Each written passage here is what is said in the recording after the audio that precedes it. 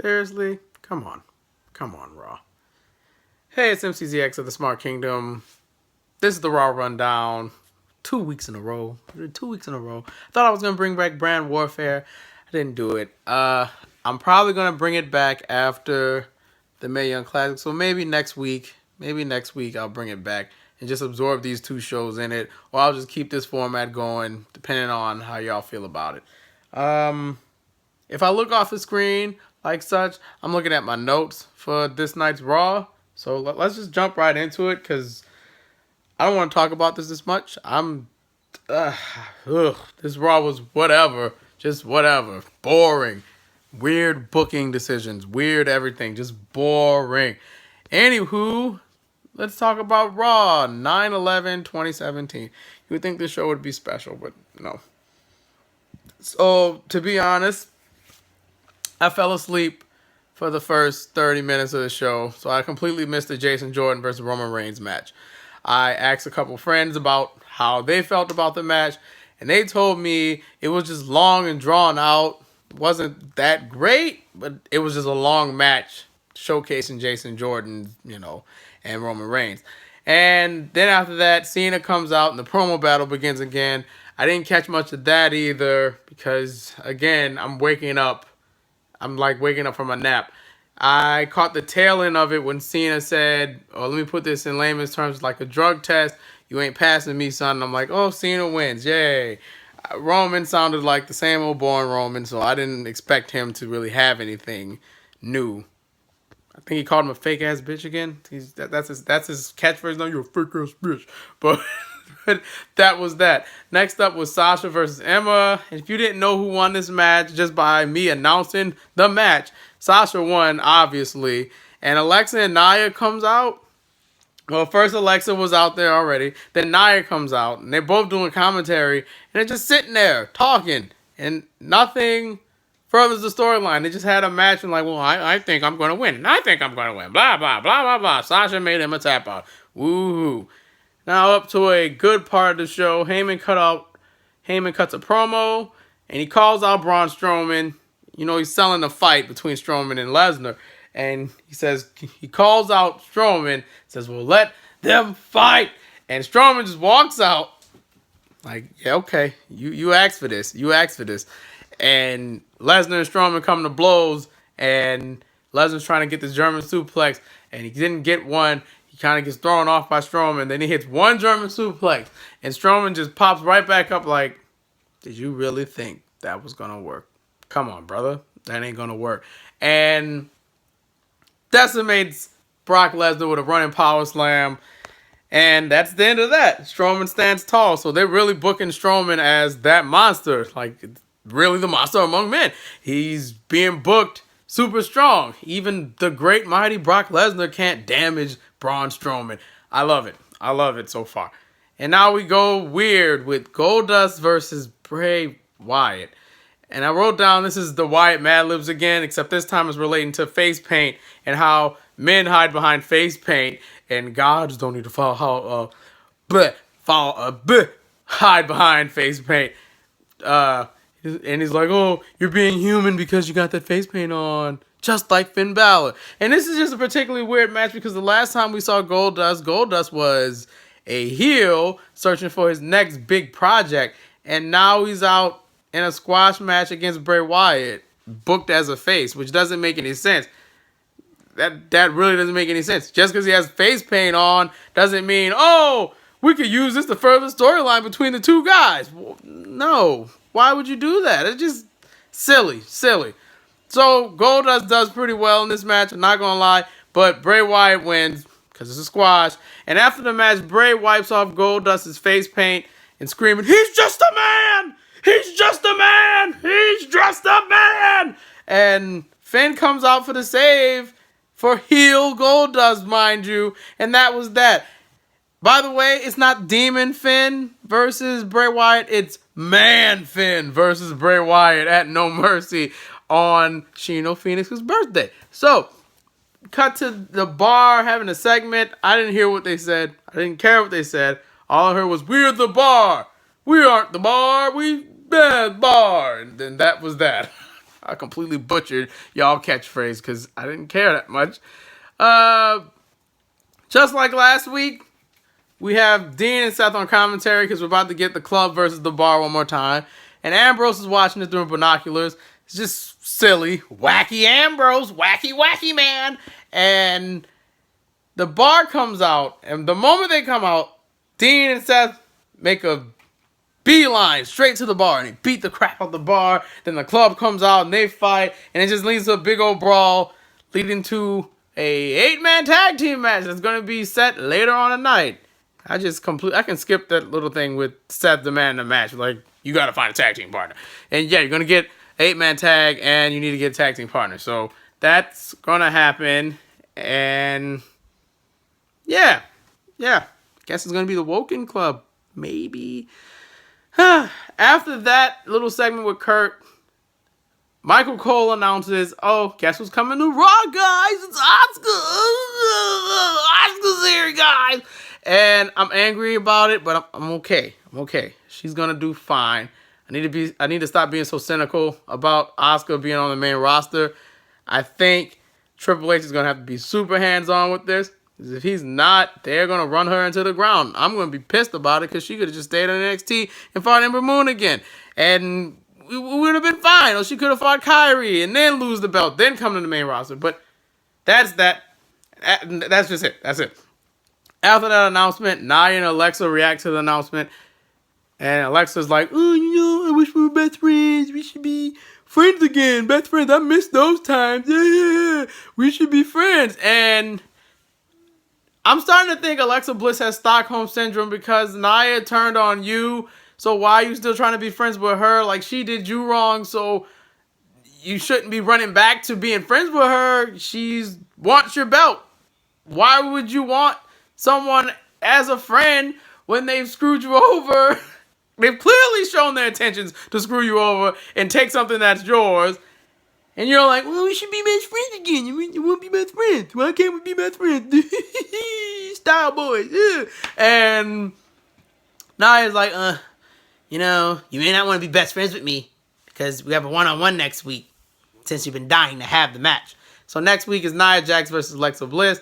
And I'm like, we cut the commercial and Elias is next, y'all. My boy, Elias Sampson. Yes. He drops his new song called Anaheim Sucks. iTunes. I want that on iTunes. I want it on Spotify. I want it on SoundCloud. I need an Elias album. The boy good. He got a bass theme song. It's so... I don't know why he don't come out to that theme song, bro. That theme song is too lit. I love it. So, Elias performs Anaheim Sucks, and Kalisto comes out. Don't know why Kalisto comes out. He should be on 205 Live. Could have put Kalisto on 205 Live instead of Enzo Amore, but no, you chose Enzo Amore. Shame on you. Anyway, Booker's commentary through this whole match is just weird. I didn't get any of his points. It's like a bad video game being recorded. Like, this bad video game commentary. Oh, the sensation, the blah, blah, blah. And here's one of his quotes, legit. Kalisto, perfect opportunity to hit that big move. He's going for something big. Kind of redundant, you think? Yeah. But Elias wins after Drift Away, which is the neck breaker. And the next match, which I feel like is a bad booking decision all the way, is Cena versus Strowman.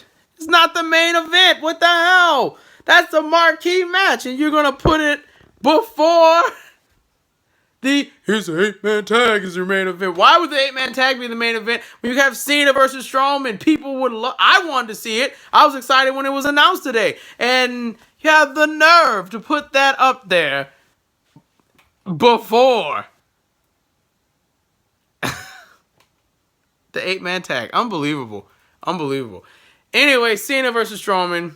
Good stuff. This was the main event to me, because after that I kind of clocked out. Cena tries to fight Strowman. Even John Cena can't bring Strowman to size.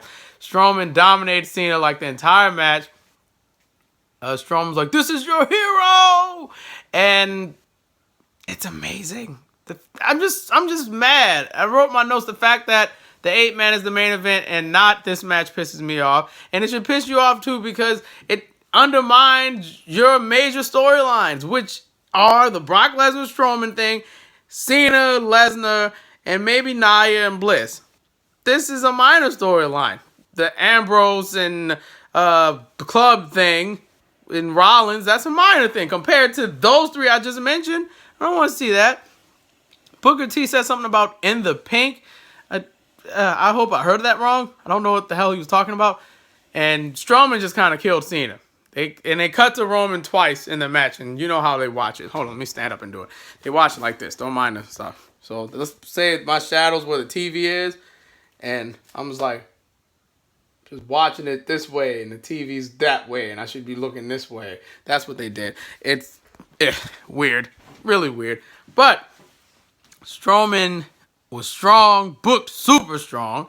Cena hit an AA, didn't really do much. Strowman got out and had this weird spot when Strowman hit Cena with the steel steps. Now, correct me if I'm wrong, using a foreign object in a normal match is automatic DQ, right? No, Cone either missed his cue to go DQ, or that was planned. I don't know why. So the steel steps get thrown in the ring, and then Strowman drops the running power slam on Cena, and then he calls the DQ. Cena wins via DQ, but he is utterly destroyed by Braun Strowman. And after that, they cut to Roman for a final time, and Roman says, "The monster showed no mercy, and neither will I." I'm like, okay, cool, Roman.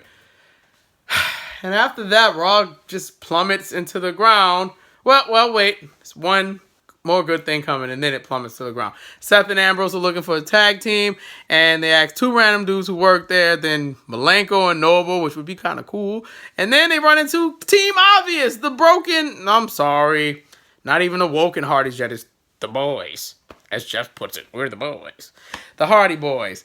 And that's your 8-man. It's going to be Seth and Ambrose. Really need a team name. Shield 2.0 and the Hardy Boys versus the Bar Club. So here's a high note. Miz TV with that annoying chode, Enzo Amore. Miz and Maurice make an announcement. They're having a baby. Yay! Good congratulations, Miz and Maurice. That's awesome. Miz is about to make a speech on fatherhood, and then Enzo comes out. It doesn't work if you holding the camera this way. It'd have to be sideways or full body shot, but I was trying to do the Enzo dance. Anyway, Miz is about to make that thing about the fatherhood. He made a comment about, oh, he's going to be there for his kid, unlike Kurt Angle. So I assume the Jason Jordan Miz thing is happening sometime in the future once all this stuff is over with. Maybe at the next pay-per-view. And once Miz is about to read the speech about fatherhood, the chode who cheated on Liv Morgan or broke up with Liv Morgan, you freaking moron. What was wrong with you? She's adorable. He comes out. That's all I'm supposed to put it. The bona fide bonehead is out here. And I'm like, I hope Miz destroys him. And Miz came through. Miz came through. You know that show Shooter on USA Network? Miz became the shooter. Miz brings up Enzo getting kicked out of the tour bus, the locker room, and why he's on 205 Live, because there was nowhere else to put him. That was one big shot. I'm like, It's all coming from Miz, who's been in a similar situation as Enzo Amore. And I said Enzo's going to cry in the car later. He's going to cry in the car later. Miz says Enzo makes mistake after mistake after mistake, and he's sick of seeing it because Enzo has potential, which he does. But if he would just stop being, I party with The Weeknd, and I hung out with Meek Mill, and I did a back-to-back freestyle, and yeah, I'm a rapper now. If he would have just, take his wrestling seriously and work on his craft, I think Enzo Amore would be respected enough. You do respect him more that he's actually trying, but his actions aren't making him look like the best guy right now. I mean, the Liv Morgan thing just came out. He looks like he's out of his league when he's wrestling the dudes in the cruiserweight division. And then you have this burial by Miz. Doesn't help at all. Doesn't help at all. Here's one of Miz's quotes. You are nothing more than a con artist with a couple of catchphrases. Just fall off the stage at this point, man. And Enzo's comeback was the same thing John Cena did when Miz and Cena were feuding. You copy people like Jericho and Jericho and Ric Flair, and I'm original, and you're a paper champion. And Miz just like, checkmate.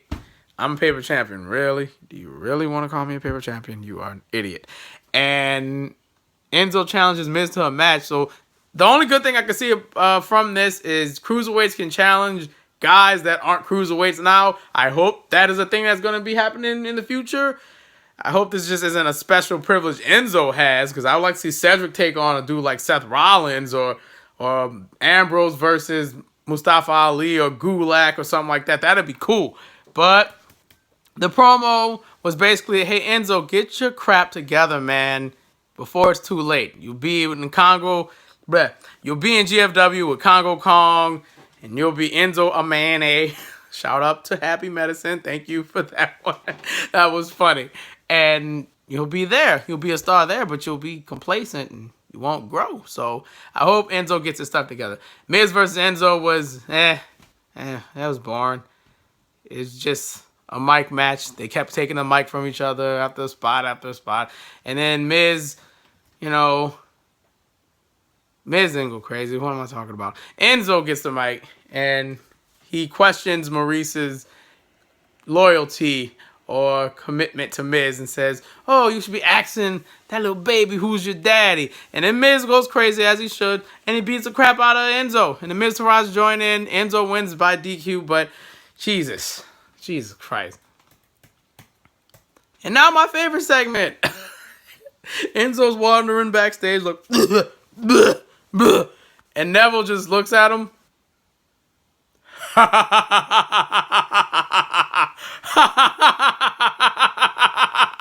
Best segment of the night. I'm sorry. It was even better than the Heyman, Strowman, Lesnar thing. That was funnier than all that. Great. And now the main event, the 8-man tag, which is super obvious. I tuned it out. The Hardys and Shield 2.0 win. Stupid main event. That shouldn't have been the main event. Strowman versus Cena should have been the main event. And that was in the Raw. If I have to grade Raw, this Raw gets a... Let's see. I'm going to give it a D-. Yeah, I didn't like it. Besides the Cena-Roman deal, the Miz destroying Enzo Amore, and let's see, the other thing that I liked, Elias. I love Elias. He's great. I didn't care about the rest of the show. I mean, Cena, Strowman, Lesnar,